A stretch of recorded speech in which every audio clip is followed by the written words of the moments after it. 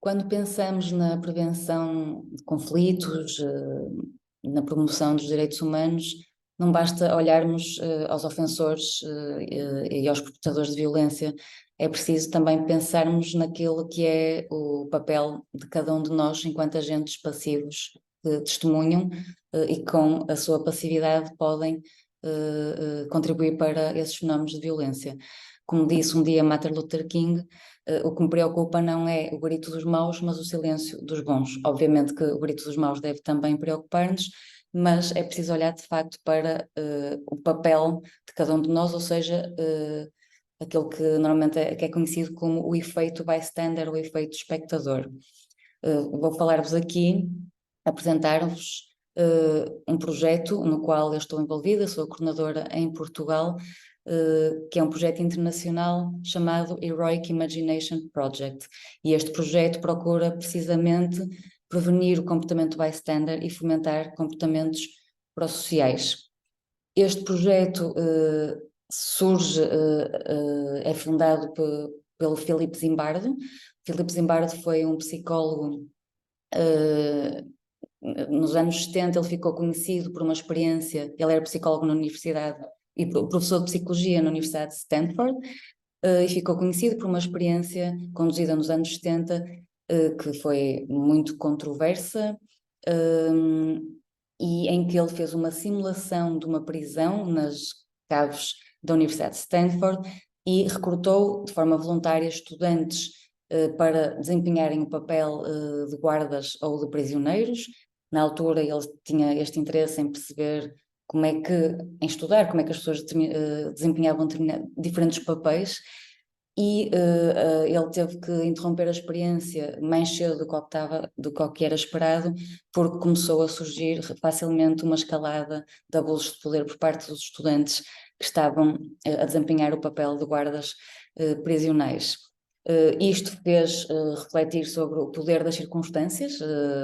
na, na, na na influência de cidadãos perfeitamente comuns. Estamos a falar de estudantes nos quais ainda por cima foi discriminada a ausência de psicopatologia, etc. Eram cidadãos perfeitamente normais e ainda assim deram por si a cometer atos que, se lhes perguntassem, diriam que jamais cometeriam. Esta experiência fez o próprio Zimbardo refletir sobre o seu próprio comportamento também, porque às tantas estava a esquecer-se do seu papel enquanto investigador responsável por esta experiência, e estava de certa maneira contaminado também por este papel que ele próprio estava a desempenhar, diretor da prisão, e todas estas reflexões sobre a banalidade, no fundo, também do seu próprio comportamento e do quão facilmente estas forças situacionais nos podem levar a fazermos coisas que acharíamos que não faríamos e que vão contra as nossas morais, a nossa moral, levaram-no a procurar contribuir com este conhecimento para o reverso. E, portanto, se é verdade que o mal está ao alcance de cada um de nós, o mesmo é verdade para o bem. Há uma frase que eu gosto muito que nos diz qualquer coisa como: a linha que separa o bem e o mal atravessa o coração de cada ser humano. Este projeto baseia-se nessa perspectiva de que não existe uma dicotomia entre nós, as pessoas boas, e os outros, as pessoas más, e que, portanto, trata-se de escolhas diárias e trata-se de ações conscientes e de escolhas diárias que temos que fazer no nosso dia a dia. E é no fundo esta chamada de atenção que o projeto da Irmãs Nossa Sessão Heroica procura fazer às pessoas que usufruem deste projeto. Nós, no nosso dia a dia, somos influenciados por estes processos,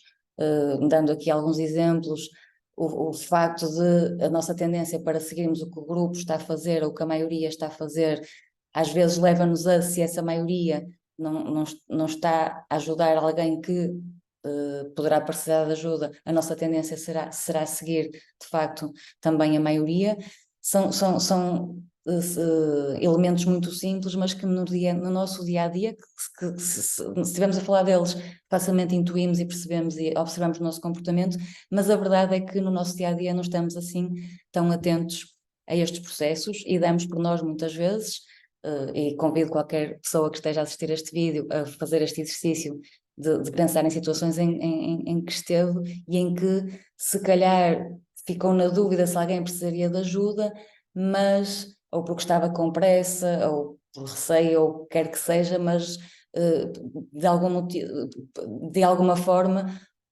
a observação do comportamento das pessoas à volta também foi uma influência. Não quero com isto, obviamente, dizer que seguir a maioria ou seguir o comportamento da maioria não possa ser muitas vezes adaptativo, claro que é. Se vocês estiverem em algum sítio e de repente não sabem o que é que se está a passar e perceberem que nesse edifício as pessoas estão a ir embora, não vão querer armarem-se indiferentes e, portanto, obviamente que a vossa tendência ou o que devem fazer será, na dúvida, seguir a maioria, portanto pode ser, é uma resposta muitas vezes bem sucedida e uma questão de sobrevivência. No entanto, a tendência que nós temos para seguir estes processos muitas vezes leva-nos a fazê-los de forma acrítica, e é nessa parte que eu penso que as formações que nós fazemos do Heroic Imagination de facto ajudam as pessoas, quer sejam crianças, adolescentes ou adultos, a estarem mais atentos a esses processos e lá está, pensarem sobre eles, perceberem que estão a ser influenciados por estes processos e em cada situação perceberem se esta influência é num sentido pró-social ou não. De uma forma, em termos muito gerais, o programa da imaginação heroica passa, por um lado, pela desconstrução da noção de herói como sendo algo reservado a indivíduos excepcionais e, portanto, perceber, no fundo, para o projeto, a lógica de heroísmo, e nós aqui em Portugal, o projeto é internacional, mas em Portugal estamos a implementar sobretudo com crianças e jovens e temos uma preocupação muito grande em que eles percebam que podem ser heróis, mas não é no sentido de fazerem coisas extraordinárias, é no sentido que para nós ser herói é não ser bystander, é estar atento ao outro e a tentar estar atento a oportunidades de ajuda que podem passar por coisas muito simples, como há uma colega que deixou cair uma caneta e eu se calhar vou ser a pessoa atenta e que vai apanhar a caneta no chão ao colega, mas também podemos estar a falar de situações de bullying e eu sou o colega que se calhar não vai separar uma briga porque isto podia colocá-la em perigo, nós falamos também dessas questões mais da segurança, mas não vou ser também bystander e se calhar vou denunciar a situação, falar com um adulto, ou se estou num grupo e os colegas estão a gozar outro, eu não vou ser uma pessoa que vai compactuar com isso. Nós falamos com os miúdos com quem fazemos esta formação de dois superpoderes da imaginação heroica, o Power of One, e o Power of One tem a ver com isto que eu estou a falar, que é, nós sabemos que temos, e nós ensinamos aos miúdos isto, não é? Estes processos, falamos do conformismo, das questões da discriminação, que muitas vezes também nos levam a sermos parciais nas decisões de ajudar ou não as pessoas em função de quem é a pessoa e em função de diferença dela em relação a nós, e falamos então de todos estes processos que a literatura científica mostra que influenciam de facto o comportamento de ajudar ou não, e portanto há uma consciencialização para estes processos e como é que eles nos influenciam, uma consciencialização e um exercício de humildade, eles perceberem que ser influenciado por estes processos e não fazer a coisa certa não é algo que acontece só aos outros, portanto tem que ser uma coisa, tem que ser processos em que nós estamos atentos, e a partir do momento em que eles têm esta informação e estão conscientes e acordados, nós chamamos a isto também o despertar para estes processos, eles perceberem então, passam a ter o Power of One, e o Power of One é eles serem a pessoa que pode fazer a diferença, porque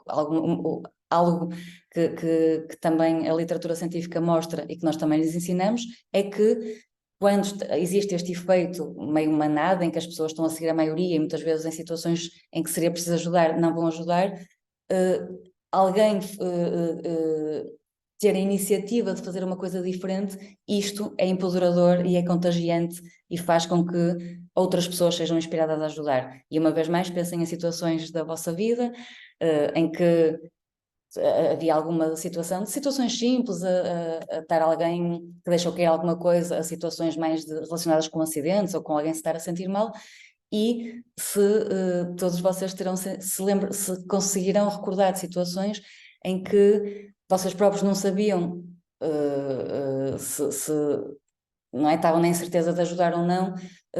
ou estavam a assistir à situação, e muitas vezes basta haver alguém que reage e que vai, e isto também vos impele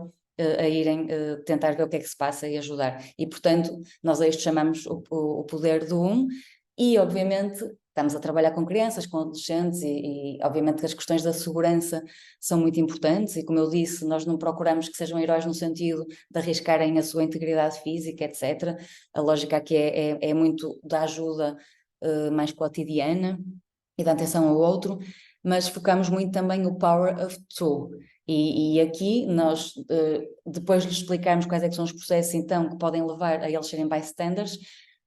as sessões seguintes passam por sessões de role-playing em que simulamos situações de emergência,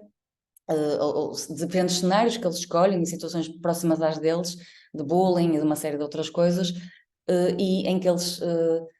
são treinados então a não serem bystanders, como é que podiam ativar o Power of One, ou seja, atuar e de uma maneira eficaz, mas também em segurança, e portanto incentivamos muito a usarem o Power of Two, que é ir procurar ajuda, que pode ser ligando para um número de emergência, para a polícia, pode ser ir falando com o professor, pode ser contando aos pais, mas sempre esta lógica também do poder do deles fazerem a diferença, mas lá está, juntando a eficácia à sua própria segurança, e focamos muito que se eles se armarem em heróis, naquele sentido de que não vão pensar nestas coisas, vão acabar por se magoar e, portanto, ajudam menos pessoas. Em Portugal, portanto, eu não sei se disse ou não, mas pronto, disse que o projeto foi fundado pelo Philip Zimbardo e, portanto, nos Estados Unidos. Este projeto está a acontecer em vários países do mundo. Em Portugal, como eu já disse aqui neste vídeo, nós estamos a implementar sobretudo com crianças e com adolescentes. Temos um programa que é o Hip Teens, que fizemos um estudo piloto na primeira vez que fizemos este programa, e tivemos e medimos a eficácia do mesmo, e tivemos algumas melhorias em termos de algumas medidas de autorrelato de atitudes altruístas e pró-sociais, e também fizemos grupos focais com muitos dos adolescentes que participaram, e conseguimos sentir não só que eles retiveram as aprendizagens, como eles contaram-nos situações de mudanças dos seus comportamentos por se lembrarem de algumas situações, de algumas das discussões e de aprendizagens do Heroic Imagination, mas volto a repetir, em situações simples. Um exemplo que nós costumamos dar sempre é de um jovem, porque acho interessante também que isto chega à família, portanto um jovem que nos diz que por causa do projeto que estava no carro com o pai, passaram por um acidente e ele então lembrou-se de não ser bystander e sugeriu ao pai para saber se a pessoa precisava de ajuda. Outros jovens a relatar que mudaram o seu comportamento, por exemplo, a dar lugar às pessoas nos autocarros, ou ajudar as pessoas a levar compras, ou a irem ter com colegas que se aperceberam que estavam em situações de bullying. Portanto, ações de natureza e se calhar de dimensão diferente, mas, por exemplo, quando nós fazemos estas sessões com meninos pequeninos do primeiro ciclo, ou da primária, eles trazem-nos as ações heroicas, nós convidamos eles para encherem os cartõezinhos e trazerem na sessão seguinte e relatarem o que é que foram as ações heroicas, e os miúdos dão exemplos muito simples. A minha mãe estava triste, então eu dei-lhe um beijinho e ajudei a lavar a louça. O objetivo aqui é fomentar este espírito de atenção ao outro, e portanto nós celebramos estas ações no projeto como sendo ações heroicas. No primeiro ciclo nós fizemos uma parceria com a Cruz Vermelha Portuguesa de Vila Nova de Gaia, que é uma cidade perto do Porto, e temos feito uma versão que é o primeiro socorros psicológicos para heróis, e nessa versão do programa junta-se a lógica da consciencialização para os processos que a literatura científica da área da psicologia social mostra que vão impedir o comportamento de ajuda e levar ao comportamento bystander, e isso depois é acoplado a treino de primeiros socorros psicológicos. Existia já literatura e manuais para fazer primeiros socorros psicológicos em situações de crise e de emergência, adultos, para prestar estes cuidados a adultos ou a crianças. Não existia nada sobre como é que uma criança pode prestar estes cuidados a outras crianças, e portanto foi criado aqui um programa que procura dar esta literacia às crianças para poderem depois, de facto, ajudar, como disse há bocado, da maneira eficaz e em segurança. Fica aqui então apresentado o projeto. Se tiverem interesse, quer na implementação, quer em ter dados, quer eventualmente em levarem este projeto para os vossos contextos, para as vossas universidades, para as vossas associações, ou terem também os dados empíricos, porque nós temos feito, sempre que fazemos um programa de implementação, fazemos também a avaliação do programa, e portanto, se tiverem interesse em saber mais, quer do ponto de vista da investigação, da intervenção ou de ambos, sintam-se à vontade para me contactar. Obrigada.